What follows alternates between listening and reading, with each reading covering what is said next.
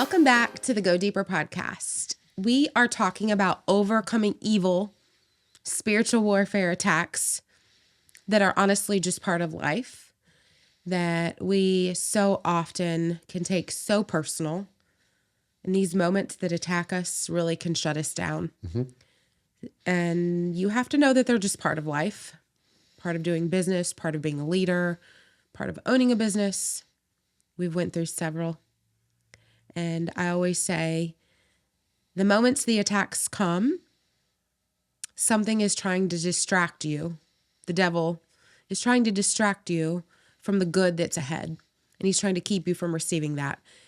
So even though we know that, there's still an emotional reaction that comes with the evil attack. So we're going to talk through maybe some personal ones that we've been on, how we've overcome them, and how we've not let them derail us. So do you want to go over? Do you have one in particular that stands out to you? You're kind of in the middle of one right now. You don't really want to talk about it yet, maybe. Yeah.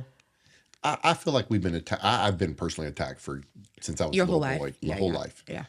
The way I look, the way you're misjudged, you're Greek. You know, growing up, it was like a rumor. Oh, your dad's in the Greek mafia. Yeah. And me and my brother would be like, what is the Greek mafia? Like, is this something we don't know about? And it was like a joke, but like certain people like kind of took it seriously. And so we were like, it didn't make sense to us. Like, what is that? And people will just portray a picture of someone that is like the furthest thing for the truth, but then gossip and people. And I've almost become numb to it at this point because I just feel like it's a part of life. And then I knew when we started putting ourselves out there, more and more and more people warned us that you're going to get a lot of love, but be prepared for the hate. And I think by me being out, whether it was the nightclub, I mean, myself has been out there for a long time on different aspects. And I just think there's not any particular one. I mean, I could tell 10 different stories. Yeah. But at the end of the day, I feel like it comes with the territory.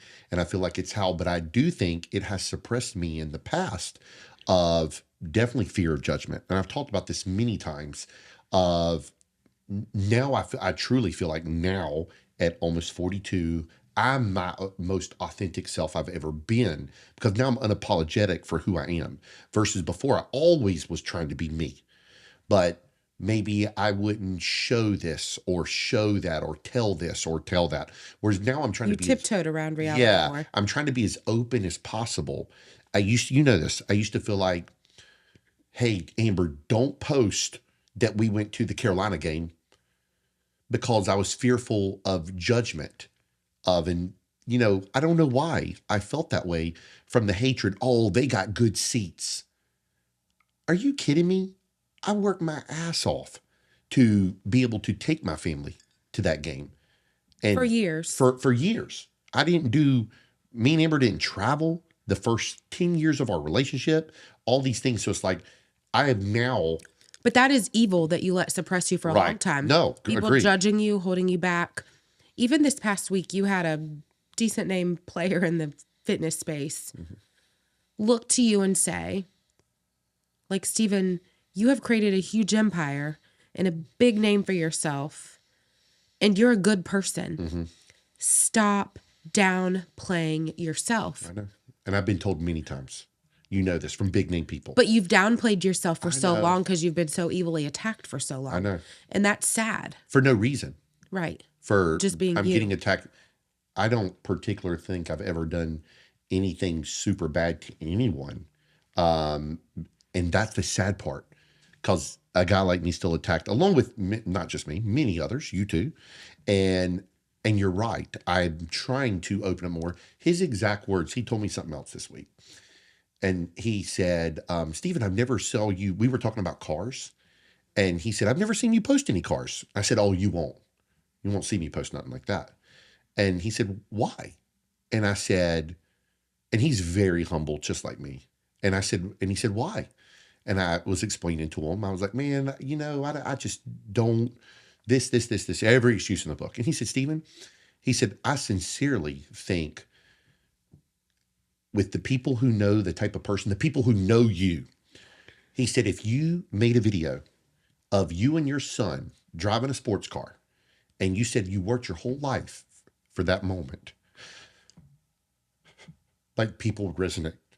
I don't know why it's hard for me to talk about it, because when you've worked so hard and you're still judged for no reason at all, and the hatred comes, it's like, oh, look at that asshole. He's driving that car. You know, I don't know why it's hard.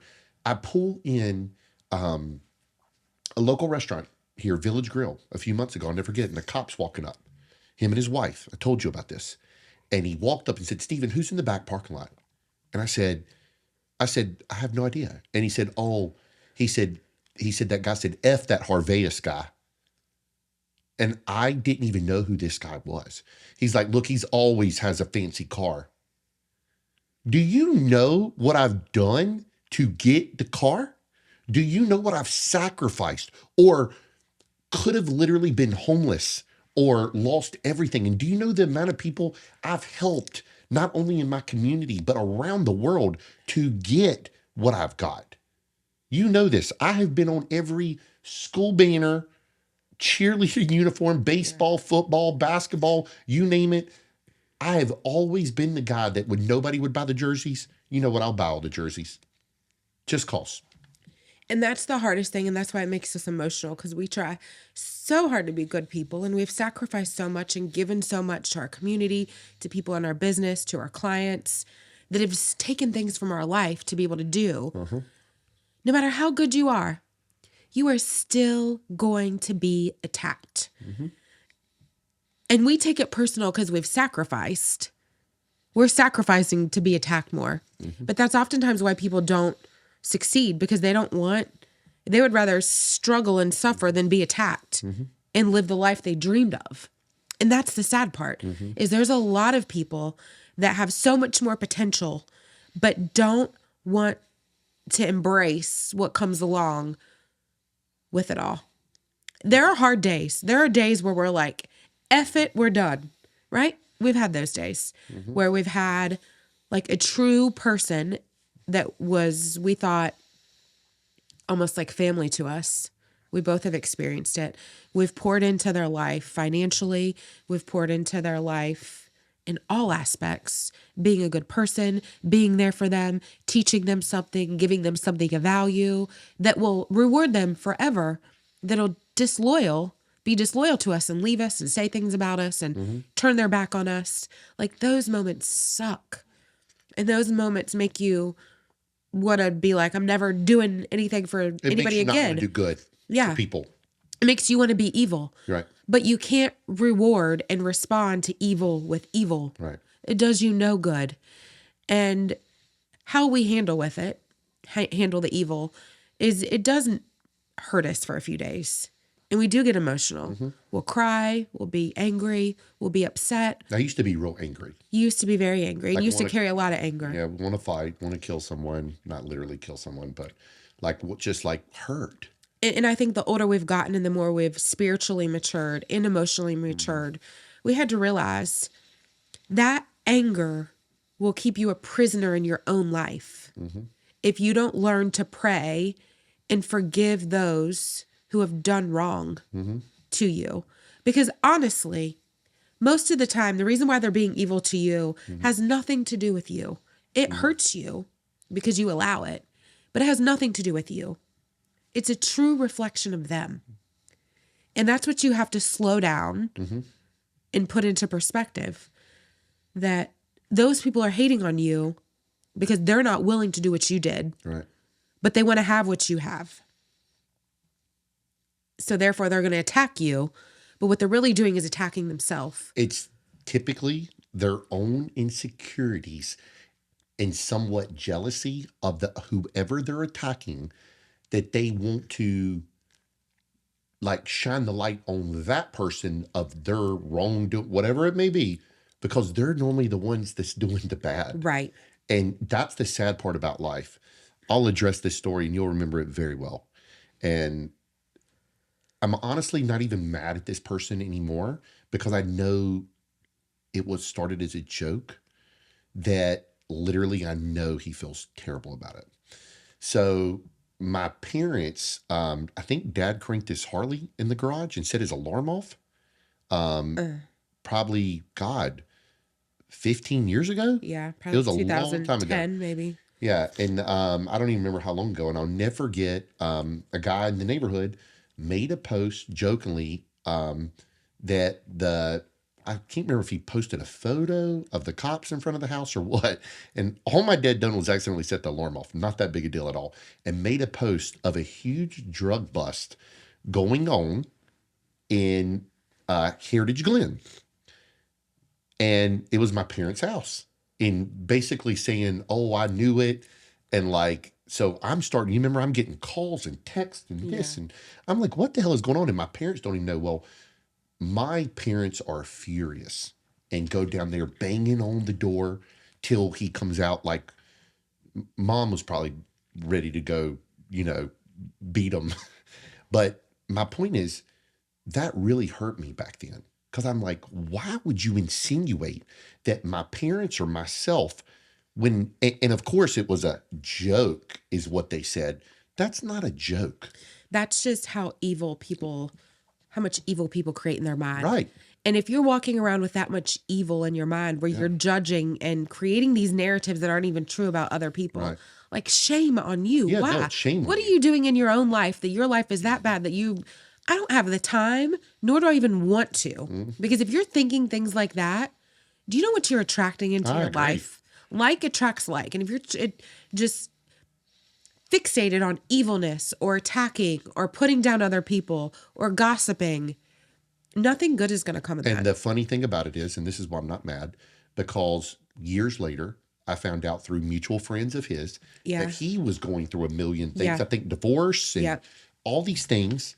And I know he was probably regretted doing what he done. And at the end of the day, I'm not at all mad about it, but I hope he learned and don't do that to somebody else. If, I preach fitness, I preach health, all these things. I am not perfect. I have my own insecurities within my own self. So do you, so does everybody. But if a beautiful woman who you grew up with has 3 children and she's gained 50 pounds, I hope someone doesn't go and it's like, oh my God, go up to her. What happened to you? She probably would love to get her body back, but she's in the grind of raising 3 children. You went through it. Yep. And never, never did I discourage my wife for not looking a certain way when she was having those children. I told her she was beautiful every single day. I treated her the same. And then when the time came, I offered to do cardio with her. I offered her to get her on a meal plan. You were positive encouragement instead Positive. of suppression. Right. Because if I would have told you, that would have been the ultimate divide of whatever. And I see so many people. How do you make fun of your wife, your husband, your family member, or whatever? Or Because your friend? you're broken in some capacity. Right. Broken people try to break other people. And as you emotionally mature and go through things in life, you realize the ones that are hating on you are really not even happy with themselves. People that are happy and fulfilled with themselves will never hate on you. They'll encourage you, they'll cheer you on, they'll empower you, they'll pray over you. And you have to realize that. So we just know that if somebody's bleeding on us, they're broken inside. And instead of returning their evilness with bitterness or anger back to them, sometimes you have to create a boundary and just pray for those people, to be quite honest with you, because there's often not anything that you can do to fix them. And in due time, hopefully, they do come back and apologize for you. And it's happened to us many, many times where people have came back and was like, sorry, I was going through this in life, or I wasn't in the right frame of mind, or you triggered me. You made me jealous. You made me envious in some capacity. And that's just life.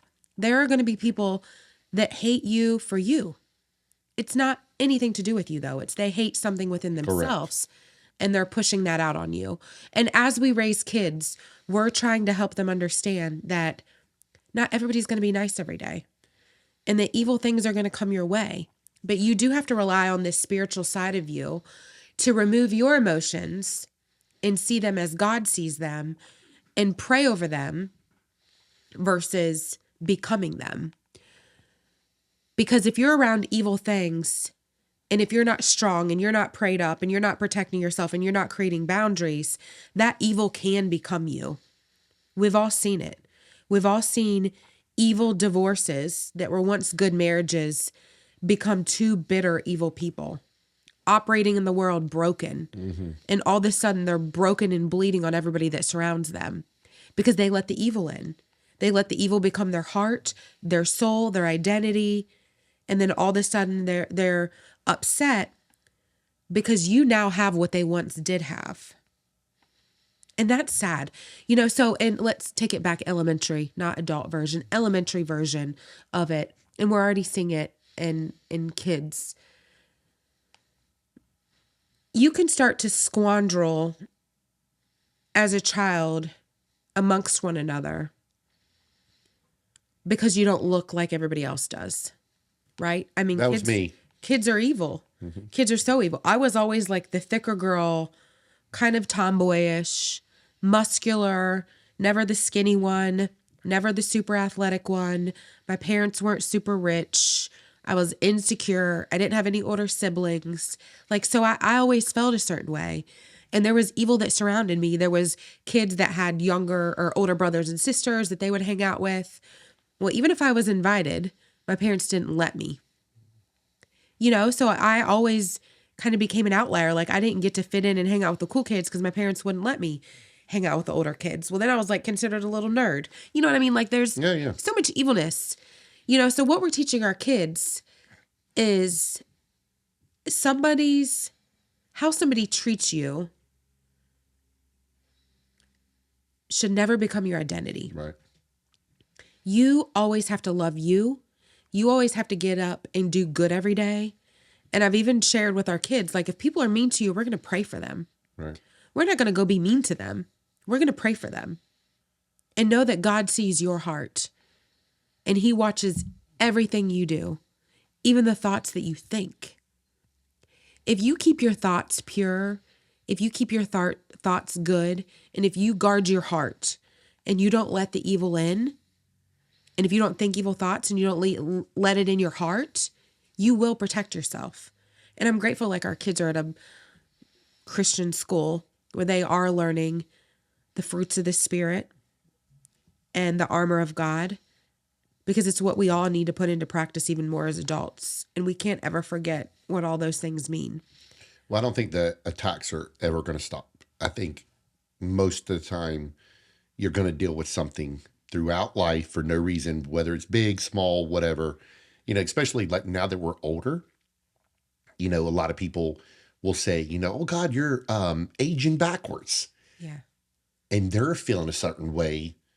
And then if I say, well, I eat 6-7 times a day, I do this, and then they'll kind of get mad at me for saying that. Well, I don't have time to do this. I can't afford to do this. I can't afford a gym membership, all these things. And then you get hatred for it by just trying to be nice to them. Or the people who, how many times have you heard, Amber, you got a horseshoe up your ass? She doesn't, for anybody watching this in real estate, she just works hard and she's made the investments within herself to always be one step ahead of the cutting edge of whatever it is. And she nourishes and retains her clients, which is the biggest thing in the gym business, any business. Retention is key. This is key. And I constantly provide them value if they're selling a house or not. But you're still attacked. Yeah. I've seen it. I've heard it. I was on the phone. I didn't even tell you this yesterday with a guy who said the same thing about you. And he was like, I love Amber. So what he said to me. But he said, I don't see why all these agents don't. And the funny thing is, I'm sure they're nice to your face, but they're not always nice when they're in a group of other agents, which is completely fine. And it's one thing, honestly, Mary Carol has seen it and lived it. I have to tell the girls on my team, and this is so sad, because I'm the person who will help any agent. Mm-hmm. If you come to me and say, hey, Amber, I want to grow my business, I want to do this, I would love to help you. Genuinely, I love to help make other people successful. 1,000%. The hard part about it is this. Even when you come on my team, I tell the girls, get ready to be attacked. Oh, yeah. Because the minute you become associated with greatness, and I say that humbly, I don't even want to say that out loud, but it's the reality. The minute you're associated with greatness, you will be attacked. I mean, look at UNC. Duke people will make death threats to their own people sometimes because they miss a shot. And vice versa. And vice versa. Yeah, yeah. Duke would kill people at UNC. Like, people are that crazy. Michigan versus Ohio State. It's the reality. There's so much evil in this world, y'all, that you have to guard yourself. And you have to know it comes with the territory. If you want to be part of the best, there's stuff that comes with it. And you know how much hate I get in the gym world. Yeah. Because they don't understand how I do it. No. And there's no blueprint for what I do. And it's called, I'm a hustler. And I will make it happen at all costs. And that's going to come a hate. Oh, now I'm getting, Stephen, how do you have so many followers online? How did you do this? How did you do that? I'm just being me online. Consistently. And consistency. Yeah. And that's the key. And that's where so many people fail. They are not willing to get up every day. Not one day a week, not one day a month. Every day. I told somebody this week, one of the agents on my team, the top 20%, I've really been leaning into, like, if you want to achieve greatness, you've got to become more consistent. And what I said to them was, I promise you, I know what my husband is doing every minute of every day because it's the same thing. It's the same food. It's the same time. It's the same schedule. It's the same routine. And when you live like that, you can achieve a lot more because over time, you do compoundingly more than somebody who just does 110% one day. And I know what I'm doing. Yeah. And it's easy. You've become a master of it. It's easy, and it doesn't seem like chaos. No. And in reality, there's no what I chaos. do is chaos. Well, in reality, what I do in the gym world is chaos. But imagine if you did it different every day. It would be massively chaos. And then all of a sudden, your mind is bogged down. And I looked at one of the girls on my team and I said, look at me. You and I have the same 24 hours every day. Right. But the problem is you're living it floating, doing something different every day. And I said, if I did that every day, I would be a mess. Oh, you would be. And I would achieve a fifth of what I achieve. Yeah, because with kids and stuff, you would be a mess. But the reality is, if you want to achieve a high level of living without chaos, without stress, with peace, with purpose, you got to do it consistently. Tell another story of how you've been attacked. I think I'm attacked even now. I know you are. That's why I'm telling you. Yeah, because I want really people to relate this podcast, not just to us, but something they're going through.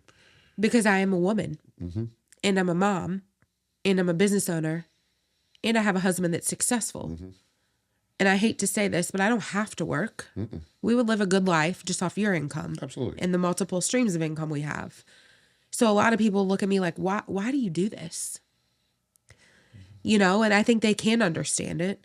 Or they can understand, how do you do it all well? Like, I have so many people, I swear, like, when I had kids, when my dad was sick, I swear they were just like watching a Netflix, like, oh, this is going to be her downfall. This is going to be a downfall. And they would say that to me.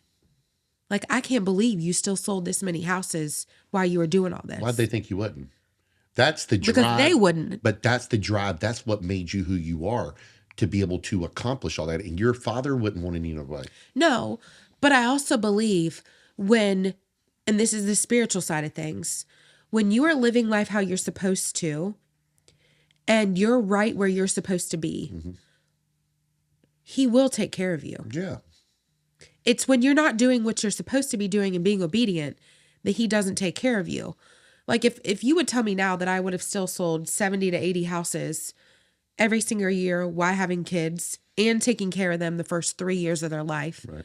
and helping take care of my dad all the way till he passed away, I would have said, you're crazy. Yeah. But you know why? Because I got up and worked every day. And I got up and was there for my kids. And I was still there for you. And I never like turned anything off. Sure. And honestly, it kept me going. I would have gotten a depression or probably postpartum if I would have taken a leave of absence from my work. Oh, during my dad's. That would have been terrible. Or if I would have even taken maternity leave with my kids. It would not have been healthy for me. No. And then all of a sudden I would have been like living like this. Yeah. Well, that's just not you. It's not me, but I don't think it's anybody. Yeah. I think those are those moments in time where we say like, we need to take this break. But in all reality, we realize it's not mentally healthy for you. Yeah, no. And then you're trying to figure yourself back out. So I think a lot of the times I'm attacked because I mean, honestly, even this podcast, I said, am I going to be able to do this today? Because I've been sick. Mm-hmm. I push myself when other people don't. You're right. The body and the mind is capable of so much. My mind is so strong because I've overcome so much, and that's why people hate me.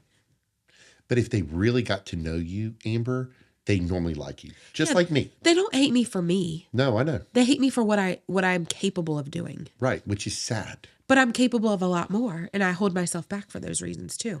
Yeah, well, you're... But I hold myself back because I'm not living in my ego. I'm living in, I don't want to give up these moments in time with my kids for this. I don't have to give up some, but I'm still young. You know, when I'm 50, 55, I may go doing more because my kids are not going to want me around then. But right now, like my kids want me around. Like even last night, I went to bed at 8:00, which is a rarity for me. My kids were like, Mommy, I still want you to put me to bed. Like there will come a day they don't want that anymore. It'll be sooner than later. I don't know why that just made me cry, but it did. But like every night I put them to bed.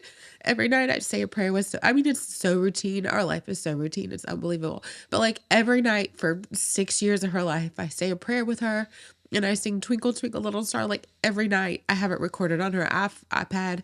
If I'm away, she listens to it. Manny says the same thing to me I put well, don't worry. I put Sophia to bed last night, and when we got to the top stair, she marched away from me with her arms like this. I said, Sophia, you need me to tuck you in? No. Yeah, because she was mad I did it. She was mad you didn't put her away. I had taken NyQuil and I was not in the world anymore. But Manny, every single night I put him to bed and he says, love you, sweet dreams, love you with all my heart. Twice. Every single night. But there will come a point in time where they don't want that anymore. And I don't want to regret not doing it now. So that's why I don't do the things I do. That's priceless. Yeah, it is. That's and I'll never regret not doing these things. I'll regret not doing these things. Well, you got to understand this. And this is what I've had a lot of people tell me that are levels above us. When you have what a lot of people want, they can't understand it. And they also, nor have they been willing to work for it? No. But they don't understand. They almost think that they wasn't capable. Yeah. That they didn't have the same opportunity as you. That they didn't have the financials you had. Yeah. That your grandma or somebody left you money. Like people assume all these things that are usually not true. Yeah. And that is for sure their own insecurities. And then I hate to say this. You're a beautiful woman. You've got children. You have a successful husband. Of course you're going to get hate because there's so many people living in turmoil. They might have a happy marriage, but they got financial turmoil. And that's what I oftentimes think. It's not the external things. Yeah, the external things trigger people, but it's the external things plus the peace, plus the amazing marriage, plus the children. It's all of it. But in reality, if they knew our struggles, or when we first met, the turmoil we had, or all the financial struggle, one day we'll write a book. Or the not being able to have children, all these things we went through. I think every aspect of our life that we thrive in, we've actually had a season that sucked and that was a struggle. Of course we did. Our businesses, our financials, our marriage, our children, having children. I could have lost it 4 times family over. Members, my dad being, there's been... For every season, there's a blessing and abundance.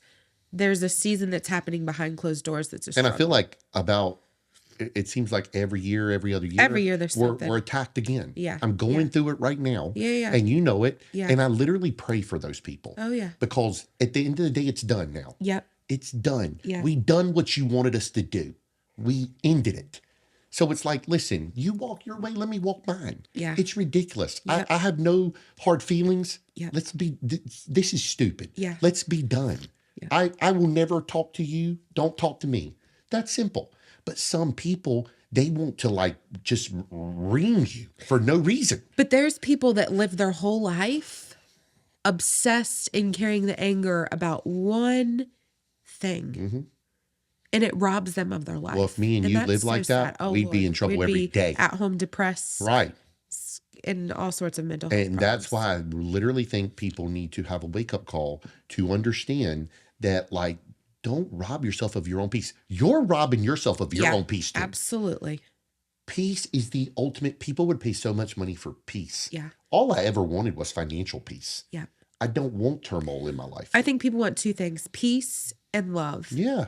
And you being evil will never achieve peace and love. Correct. Peace and love comes from being good, doing good, being love, and being peace, to be honest with you.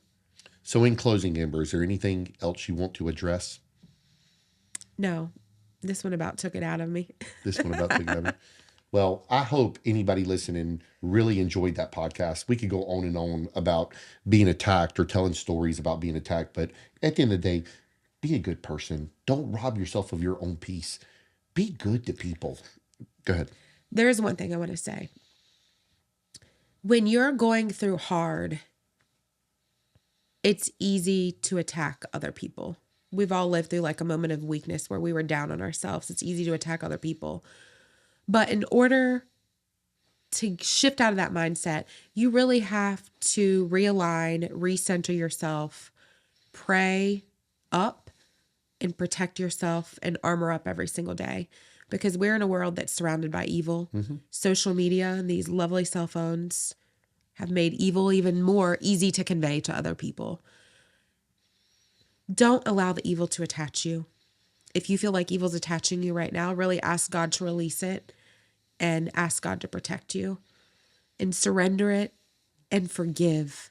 Because what happens is when evil attaches to you, it can become such an ugly thing that hardens your heart.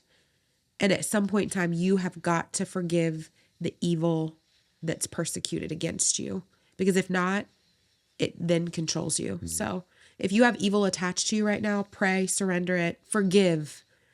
Because if you're expecting God to forgive you of your sins, you have to forgive others of their sins. That's correct. That's huge. And that's all I was going to say. Be good to other people. Yeah. You're robbing yourself if you're not.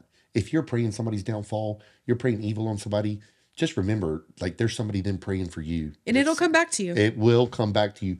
Karma is real. And I hate to say this, but I just wish other people would understand that, like, what a sense of peace it is just to be good and not have that hate in your heart. Yeah. Be good and good will come back to you. Right. So if you like this podcast, please like and subscribe, and we will see you on the next one.